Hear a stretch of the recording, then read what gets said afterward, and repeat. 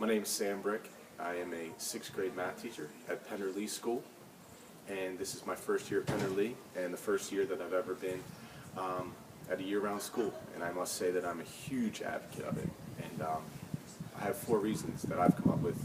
I've narrowed it down to 4 reasons. I think there's a lot of reasons, but 4 that I've recognized that I'd like to tell you about. The first one, from the student standpoint, is the retention. If a student goes all summer and they are sitting on the couch and they're playing video games and they're out and about, they tend to forget things. And I think the first couple weeks or even months of the next school year can be daunting. And I think you do a lot more reviewing and you do some backpedaling before you can actually get into where you need to be. And I think with a shorter summer period, and it's not like it's just a week. I mean, we get between 5 to 6 weeks in the summertime. It serves these kids. And as a teacher, it's less frustrating for you because these kids you don't have to do so much review and you can get into the new stuff and cover the new curriculum. The second point I've seen is that the kids aren't as burnt out by Christmas time. In a traditional schedule, you have students that go from August all the way to December without really any break. And you get into that end of November, right around Thanksgiving, all the way to December, and these kids, their tolerance and their attention spans are less and less week by week. And I think with that big break in October that they get, the 3 weeks, they come back refreshed. And I think they come back and they're willing to learn a little bit more, and you can push them a little bit more, and you can cover a little bit more instead of those wasted weeks right at the end of December. And you can get to where you need to be as far as your curriculum standpoint.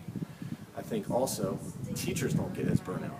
And I know for me, it was a great thing having that break right around October, and they came back rejuvenated. And I think also when you take time to take a break and gather yourself, you come back fresher with better ideas, and you're a little bit more enthusiastic towards the end of that December 9 weeks. The last one comes from me, and it's not going to be for everyone, but I'm a first-year teacher, and I think it's a great way to have first-year teachers not feel so overwhelmed. I think you have an ability to stop in October, reassess where you were, and make some changes where you normally wouldn't be able to do that until December. I think it also helps you from feeling so overwhelmed with lesson plans and grading. It gives you a chance to catch your breath and come back and start something fresh. As a first-year teacher, you come in with an idea of how you think it's going to be. Well, you don't really have a chance to make changes your first year in a traditional schedule because you have to wait until December to really change things up. Well, starting a whole nother 9 weeks at the end of October instead of waiting until December really helps you out.